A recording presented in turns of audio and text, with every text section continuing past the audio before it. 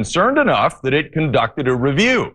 And parents claim the school inexplicably ended up boosting the math grades for every student. And they still want to know why.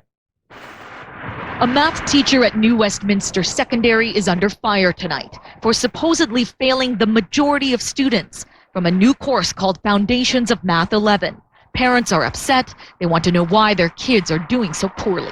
Is it the teacher or the course? If it's the course, we need to review and give the Ministry of Education feedback, constructive feedback. If it is the teacher, we need to, again, follow process and ensure that there's someone there to mentor her and support her, because 3 out of 4 kids failing a class is a problem. Lisa Chow and several other parents have filed a Freedom of Information request with the district, asking for all the math records for the past 5 years. Chow is outraged. The district wants almost $1,400 to compile the 1,700-page document. I believe that this information should already have been compiled. So if it wasn't compiled, somebody wasn't doing their job. And if it was compiled and they're not giving it to me, what are they trying to hide? The union representing the teacher says it hasn't received any complaints from the district about the math teacher. There's no record at all of any formal complaints. And not even one? No, not one. And had a formal complaint been made about any teacher, it would come to the union office, because if the district chose to investigate, then there would be representation provided by the union. The district was obviously concerned enough to review the math marks, and to the surprise of parents, bumped up the grades by 15% in one case. But Superintendent Al Balanuk refused to comment today. I believe the increased the grades so the parents would go away, to make the issue go away. The Minister of Education is defending the new math curriculum. We've certainly been hearing about the concerns that have been raised by parents in respect of the range of marks which apparently were provided in the math course or courses in the New West School District. But the suggestion that it may be related to the course itself, we've heard absolutely nothing to suggest that's the case. And word today that all BC school teachers will soon be forced to end their job action. The education minister announcing he's asked his staff to work right through the weekend to prepare a legislated settlement as soon as possible.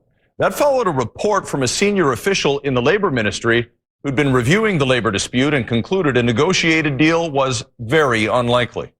So all of this, I must say, leaves me deeply disappointed. And so, to absolutely no one's surprise, a fact finder has concluded there's no hope for a negotiated end to the long-running teachers' labor dispute in this province. It is clear from the report that has been tendered by Mr. Hughes that it is highly unlikely that there will be any resolution of this dispute. Further, in the short term, which I am particularly interested in, there is probably zero prospect of a resolution of this dispute. Teachers have been engaged in job action, mostly translated as not writing up report cards, the entire school year. There have been more than 75 negotiating sessions with little, if any, progress being made at the table. A disappointed teachers union says the government was never really interested in reaching a deal. At this point, we can only conclude that government never intended to bargain with teachers and never intended that this round of collective bargaining would result in a mutually respectful, signed agreement at the table. And now the BCTF wants a mediator to be brought in. If BCPC refuses to enter into mediation, we're going to ask the LRB to appoint a mediator. The NDP opposition also agrees a mediator might help, although the party won't take a position on any wage increase. I would bring in a mediator, someone who can go in and crack some heads seriously, because obviously these parties are quite far apart. But I think that's a better way than using the heavy hand of the legislature to come and impose a contract. George Abbott says mediation is a possibility for non-monetary issues, but the government is sticking to its zero-wage mandate. between 2.06 billion, which is the expectation of the TF, their last demand, versus the government's net zero mandate. I don't believe you can ask a mediator to bridge that kind of chasm, but on non-monetary issue, I believe there might be a role for mediator. So when will a new contract be imposed on the teachers? We have some experience in this area of back to work legislation with the Teachers Federation, so we'll be working on that and hopefully putting all of the detail and touches on that is necessary to take this into the legislature at some point next week. Of course, it's still a very volatile situation. Even an imposed contract in the next couple of weeks can't guarantee labor peace in BC's classrooms. And a correction now to something you may have heard on the early news. Contrary to what we reported, grade 12 students will indeed get grade transcripts to allow them to apply to post-secondary institutions next year. We had been given incorrect information by education officials, so we wanted to clear that up. When the provincial government tabled its latest budget 2 days ago, there was something in the fine print that escaped attention at first. There, on the debit side of the ledger, was the newly renovated BC Place Stadium. Those renovations cost $500 million and went well over the initial budget. At the time, the government said the cost would be offset by an increase in business, but as the budget shows, the stadium is actually losing money. It's big, it's unique, and it's expensive. Renovations to BC Place coming in at just under $600 million. But that's not all taxpayers are on the hook for. In the budget, the brand new state-of-the-art facility expected to lose money for the next 3 years. $49 million more. It's a big concern, the amount of money BC Place seems to be losing. The Liberals claimed it would pay for itself, yet 1 year alone, it looks like it's losing $22 million. And the second one, believe it or not, is going to be fried chicken on the barbecue. It's events like the home show on this weekend where Pavco, the Crown Corporation that runs the stadium, hopes to generate most of the revenue. The government is optimistic revenue targets will catch up to the operating costs. There may come a point in time where they can achieve a revenue neutral environment. But the real key here is each of those facilities generates hundreds of millions of dollars of economic activity in the Vancouver and Lower Mainland areas. At the other end of downtown, the message also mixed. Despite being recognized as one of the top 3 convention bureaus, Vancouver is expecting 100,000 fewer delegates this year. Yes, we're going to see fewer. Last year was our best all year in terms of citywide conventions, and we're in a bit of a lull in 2012. We're building up again. We'll see more business coming back in 2013, 14, and beyond. In addition to the losses, the opposition critical of additional capital expenditures at BC Place. Nearly $16 million on the books for next year. The NDP wants to know what it's for. It is a really good question, what that $16 million is for. It's one I'll raise with the minister. Is it just trying to hide costs that should have been included in the $563 million price tag for BC Place? Losses at BC Place, not a new thing. The old BC Place and its giant marshmallow roof didn't make much money either. The budget also reflected a major shift in direction and philosophy for the premier. Last year, as she campaigned for election, she was completely focused on her family first agenda. That slogan was used repeatedly in policy documents and during interviews, but it was nowhere in the budget, which looked a lot more conservative than liberal. Thank you for joining us. Christy Clark continued her budget sales job. Today it was the Burnaby Board of Trade that got a chance to hear from a politician most viewed as a liberal until this last budget. We have been conservative in this. And in fact, this budget has been called the most conservative budget anywhere in Canada. And I'm proud of that. Christy Clark is on the eve of her first anniversary as Premier, and oh, what a difference a year makes. Just minutes after winning the Liberal leadership, the single mother declared a kinder, gentler BC Liberal government. More than anything, our government will be tuned into families as never before. You're a small Liberal here. All of a sudden, you turn Tory on us. Well, you know what? We're keeping spending low. We are, because we have to keep taxes low. People expect us to balance the budget. For a premier who raised the minimum wage and declared a Family Day statutory holiday for 2013, Clark's been forced to make a sharp right turn politically as her fortune sinks among Conservatives. Clark's promising to sell public assets and raise medical service premiums. Analysts call it a political budget. It's a tough fiscally conservative budget, I think, to send politically a message to the right that Conservatives are welcome in the big tent that is the Liberal centre-right coalition. Like those Tory blue signs. That political budget can be blamed on John Cummins, whose BC Conservatives now attract 16% of decided voters, enough support to split the free enterprise vote and hand victory to the NDP. Clark has to now convince Conservatives her political colours aren't just Liberal red. Well, this is not a family-friendly budget. A family-friendly budget does not raise personal income taxes for the low end of the scale. A family-friendly budget does not increase ICBC rates, hydro rates.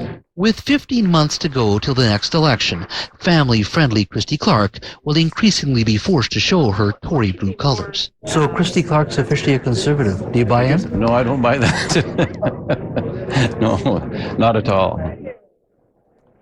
A leading business organization in Vancouver is already worried about what might happen if the Vancouver Canucks go deep into the playoffs again this year.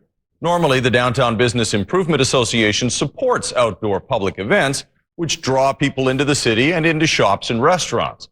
But this year, they're drawing the line when it comes to live sites for the NHL playoffs, saying downtown businesses still aren't over last year's riot. Filppula against Kessler, and the game we've all been waiting for is... It's one of the biggest matchups of the year. With a victory in Detroit, the Vancouver Canucks will be on top of the NHL standings. It means with just 20 games left in the season, we better get ready for another round of Canuck playoff celebrations. And after last year's riot, the planning has actually been going on at City Hall for months. We know we don't want to go to the Boston model of shut down the downtown. We do want to celebrate the Canucks, and we want to do it in a way that takes the lessons learned from last year and from the 129 recommendations out of the 4 riot reports that we're reviewing. Everyone reveled in the euphoria of the peaceful celebrations downtown in all the playoff games but one. We cheered Vancouver all the way to the deciding game of the Stanley Cup final. Then the rioters rampaged through downtown, burning police cars and looting stores. The Downtown Business Improvement Association doesn't want to see this happen again and has told the city street gatherings shouldn't be part of the party this year. We've only had one individual sentenced by the court.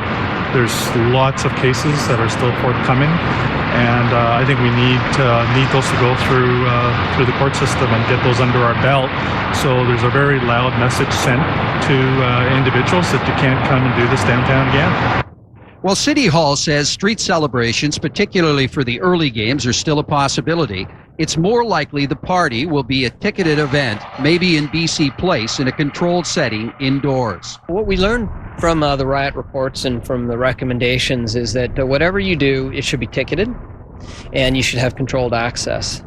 We would not envision doing an on-street celebration again this year based on those recommendations. We would, our hope would be, our aim would be to find an indoor place and work with an event organizer to do that. Could yesterday's rainbow over the city be a sign of good luck?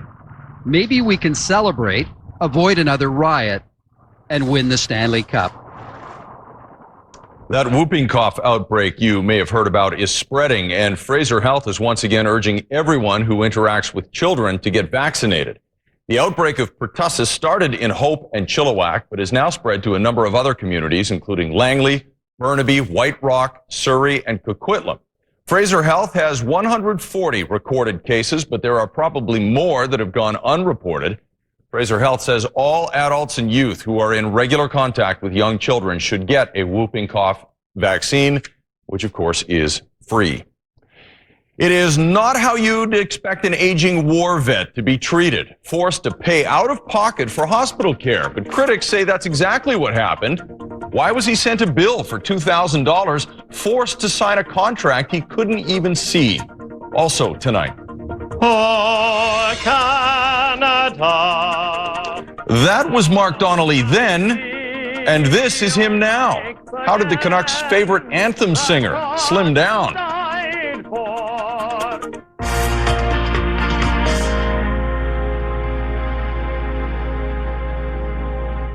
This program is brought to you in part by Grouse Mountain's Y2 Play Snow Pass. On sale now for a limited time. Beautiful skin. It's in your DNA. Advanced night repair, only from Estee Lauder. Inspired by groundbreaking research, it significantly reduces the look of major signs of visible aging. Use it every day and see your skin look smoother, younger, more radiant than ever. It's never too early to start. Join the millions of women around the world who wouldn't trust their skin to anything else. Advanced night repair, only from Estee Lauder. Our students deserve the best education to help prepare them for a changing world. Teachers work hard. That's why a $165 million Learning Improvement Fund has been established. Money that will allow us to hire more teachers and teaching assistants for students who need extra help, which means more individual learning time and more support for teachers. Learning is changing. Let's put students first. Join the conversation at bcedplan.ca. A message from the Government of British Columbia. Closed captioning of this program is presented in part by Canadian Western Bank. Get the rate that gets you more. Start earning 3% interest on a tax-free savings account. The opposition in Victoria wants to know why a World War II veteran who is legally blind was charged more than $2,000 for a hospital stay. It happened nearly 3 years ago, but it's just coming to light now. The veteran had to take out a loan to pay the hospital bill, having signed a document agreeing that he would pay for his care, a document critics say he couldn't even see. I'm a real hockey nut. He is 88 years old, a World War II vet, and legally blind. But Dennis Huber still keeps up with his beloved Vancouver Canucks. The loss of vision, just one of the health problems he's faced in recent years. In 2009, following colon cancer surgery at Penticton Hospital, Huber spent 2 months in extended care. Then he got the bill. Yeah, I got a nice little bill for $2,200. That surprised you? That really surprised me because I wasn't expecting anything like that. Huber had to take out a loan to pay for his extended care. Well, it was a lot of money for me because all I receive is my old age pension, CPP, and guaranteed income supplement. Now, Huber has learned he needs an operation on his stomach and worries he won't be able to pay for his care afterwards. I'd like to see if they could possibly go down in their pockets and find me their $2,000. I would be very pleased. Huber's case was brought up during question period in the provincial legislature. He had to take out a loan to pay for health care, a loan he is still paying off today. Is this part of the minister's plan for seniors? Pay up or the collection agency will be after you? In those circumstances where a patient requires additional personal care, bathing, eating, they are today, and in a different way, I believe, in 2009, asked to contribute to that care. Today, the rate is $29, but it is subject to the patient being able to pay. The trouble is, Huber didn't know he could have applied to Interior Health to get the fee waived. We certainly invite them to come forward and speak to us in regards to process. We have a process in place called a hardship waiver process that people can apply for, and we certainly invite him to come forward and talk to us. And we have been in contact with him this afternoon. She says he can still apply for a refund. Huber wishes someone had told him sooner. Business traffic came to a crashing halt at a Vancouver florist today. An elderly driver crashed his car right into the store near West 10th and Alma. Luckily, the 3 people in the shop were able to scramble out of the way. No one inside was injured. The driver was taken to hospital with minor injuries. All of a sudden, we heard a really big bang, and next thing you know, I see this car coming right directly towards my window, and so I started screaming to get my uncle's attention. And luckily, he was, running towards the back, and he got out of the area where the car was crashing into. Yeah, the whole car just parked perfectly into my shop right now, and my little son was at the back, and luckily he was at the back because normally he would be on my computer watching YouTube or cartoons on there, but he was at the back and he did not witness any of this dramatic scene. Vancouver Canucks fans who attend home games this season are noticing a big difference in the on-ice product. It has nothing to do with trades or new players. In fact, it's something you only see before the game even starts, during the singing of the national anthem. Mark Donnelly, the man known as Mr. O Canada, sounds the same, but he sure doesn't look the same. Jeff Hastings reports on the singer's startling transformation. Oh, flower of Scotland, when will we see your likes again? The world hasn't seen this man looking like this in a long time. Oh, Canada. If you're a Canucks fan, the voice is familiar, the face too. I feel great. If you were 370 pounds and you lost 172, how do you think you would feel? Mr. O Canada, Mark Donnelly, has cut himself in half in 18 months. It was a bit embarrassing to be out there on the ice with all these fine-tuned athletes. And here I'm lumbering out there as a, the caricature of an opera singer. But to go out and sing it at sporting events when you have 40 or 50 extremely fit people and you're extremely unfit was kind of embarrassing. When will we see your likes again? The singer who played hockey in university decided he was done fulfilling the stereotype. Armed with a will to lose weight, to become fit for himself and his family, Mark began injections of HCG, a hormone that helps pregnant women burn fat rather than muscle, combined with a low-calorie diet. I'm more or less just a testimonial that it can work. And don't worry, the voice hasn't vanished along with the pounds, though things are a little different. When you carry a lot of fat around your midsection, your abdominal muscles necessarily are working out all the time because they're always having to lift that weight. But when the weight's gone, then it's like you're taking the sandbags out.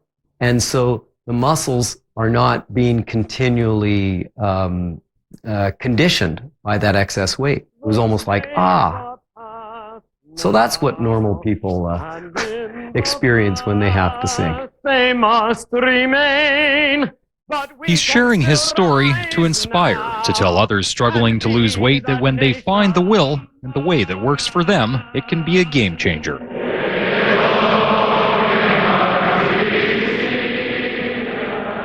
Still sounds pretty good.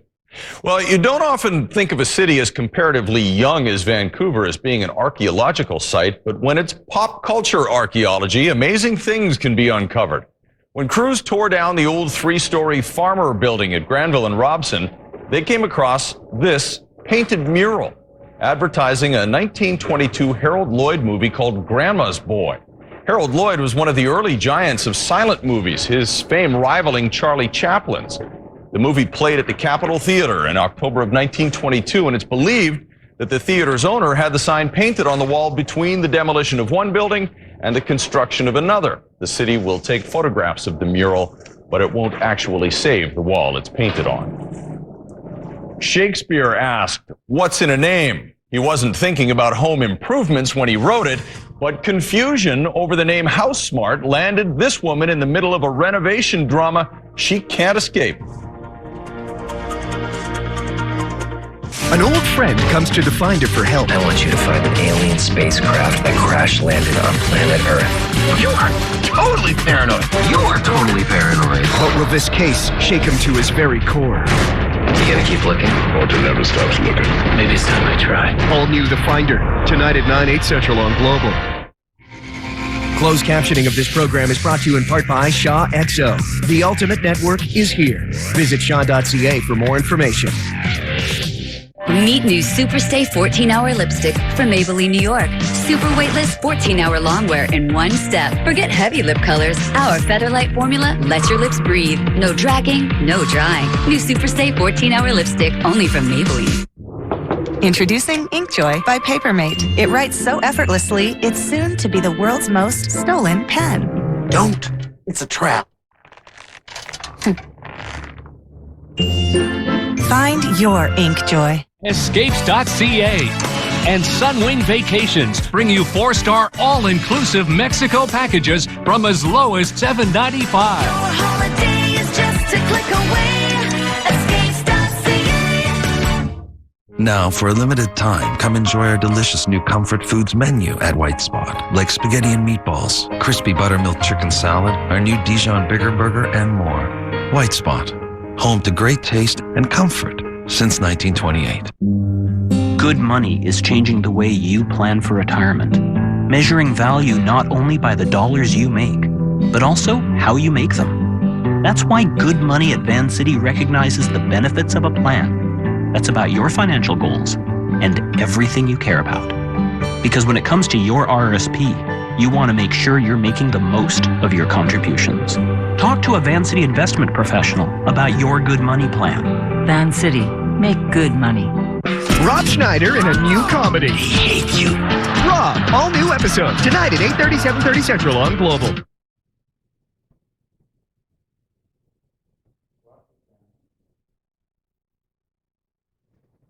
A woman who thought she'd hired a company endorsed by BC's most respected handyman is still waiting for some satisfaction tonight. Deb Hope is here now with NewsHour Insight. We should be clear, Shell Buzzy has nothing to do with this. That is correct. Thank you, Chris. Sure. We first told you about Tina Chan last November. She had hired a company called House Smart Home Improvements, which she thought was part of the House Smart network of companies endorsed by Shell Buzzy. Now, the company, though, was not associated with Buzzy, and she claims that she had nothing but problems with the work that was done. Tonight, as John Daly reports, she and the company are still at odds. Invoice says $8,820, and my mom says $12,280. A lot of money, but they weren't happy with the windows and doors installed last year by House Smart Home Improvements. It all started with the caulking and the outside, So when you shut the window, some of the windows have an airspace at the top and nothing at the bottom. You can see the spray foam here. And then there's a big void here where they didn't put any spray foam to seal the exterior of the home. They put clear silicone alongside the door, but there's all the insulation. You can see the actual pink insulation now sticking out from alongside the stucco. We first brought you the story of Tina and her mother's struggles with House Smart Home Improvements back in November. So upset with the company's repairs on their brand new doors and windows, they told the fixers to leave. We were kicked out from finishing the most important step in a window installation, which is the interior seal part. You know, I'm trying to make it right and help her understand.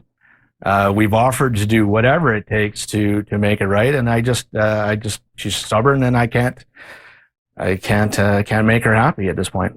Who would, after seeing the reports, that it was a poor job, the wrong windows for our homes and everything, who would want them back?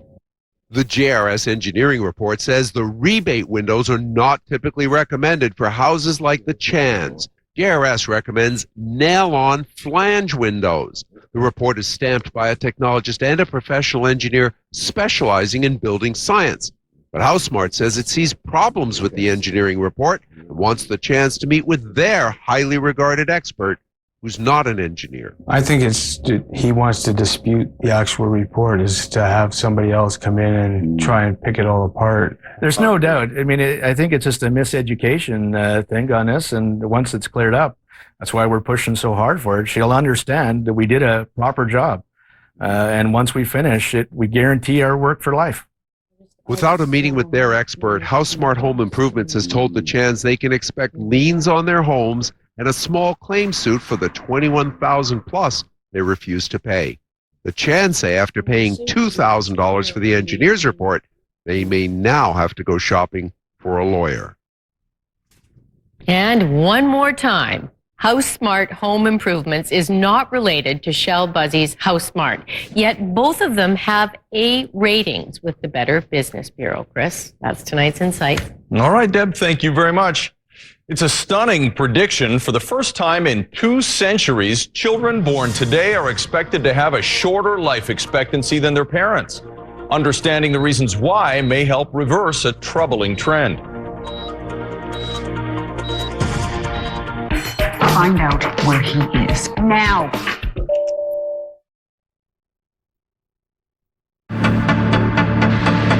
It was born from a Hyundai design philosophy called fluidic sculpture. Years of analyzing the interaction between wind and nature, creating an aerodynamic body that glides through the air, resulting in the best fuel efficiency in its class. It's just one of the engineering advances we brought from our test facility to yours. The Elantra from Hyundai. CGA's Wealth Management Tips are brought to you by BC Certified General Accountant. After the holidays are over, my savings are usually depleted. What can I do if I don't have any money to contribute to an RSP? Consider making a contribution in kind. This is when you contribute an existing asset that you hold outside your RRSP. You will be credited with a contribution for the market value of the investment. What would happen to any gains or losses with those investments? The Canada Revenue Agency treats such transfers as being similar to a sale of the investment. Capital gains triggered by a transfer to an RRSP are taxable. However, capital losses are not deductible. So you might want to consider selling a money-losing investment, then contributing the cash to your RRSP. Capital losses are usable against capital gains. Remember, the contribution deadline is February 29th, 2012. For more information, consult a certified general accountant or log on to cga-bc.org. There's just something about Werther's caramel that makes a chocolate so smooth and creamy. You don't just taste it, you feel it. Do you believe in magic? It's magic. It's a comfort that comes from the only caramel worthy of being wrapped in gold. Do you believe in magic? Werther's Original Caramel Chocolate. What comfort tastes like. Here's the problem. The BC government eliminated class size limits and support for kids with special needs when it illegally tore up its contract with teachers. So today in BC, we have 12,000 overcrowded classrooms, 700 fewer special needs teachers. Our kids are losing out, and our teachers are paying a price. Here's the solution. A new agreement that's fair and respected, that invests in classrooms, teachers, and kids again. That's why teachers are taking action. A message from BC teachers. This program is brought to you in part by RE/MAX. Now search properties on your mobile device. Outstanding agents, outstanding results.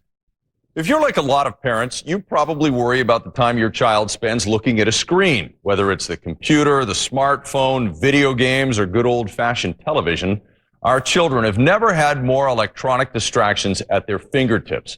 But as Linda Aylesworth reports in the 3rd installment of our series on heart health, prying them away from the screen may be a matter of life and death.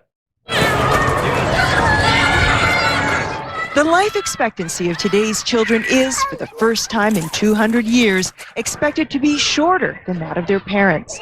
It isn't a new finding, but that doesn't make it any less disturbing. And the reason is that we have rates of physical inactivity that we've never seen before. In fact, 93% of Canadian children are physically inactive. There are other reasons, but they lead to the same outcome: obesity, which can significantly increase the risk of chronic health problems like type 2 diabetes. We're seeing an increase in the rates of type 2 diabetes among children, and this has not been seen before. And there is a link to heart disease with diabetes, so we're very concerned about this risk. Heart disease.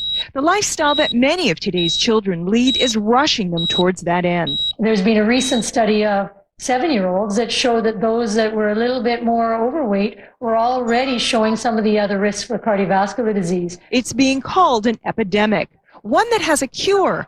Unfortunately, it isn't as simple as taking a pill. Number one thing you can do to protect your cardiovascular health is get physically active. For children, the guideline is 60 minutes of moderate, vigorous physical activity every single day. A challenge in this day and age when so many of the things our children love to do involves sitting in front of a screen. They spend about 8 hours a day in front of a computer screen or a TV screen in sedentary activity. What's a parent to do? Let's go with the rule of 2. Less than 2 hours of screen time. no screen time before the age of 2.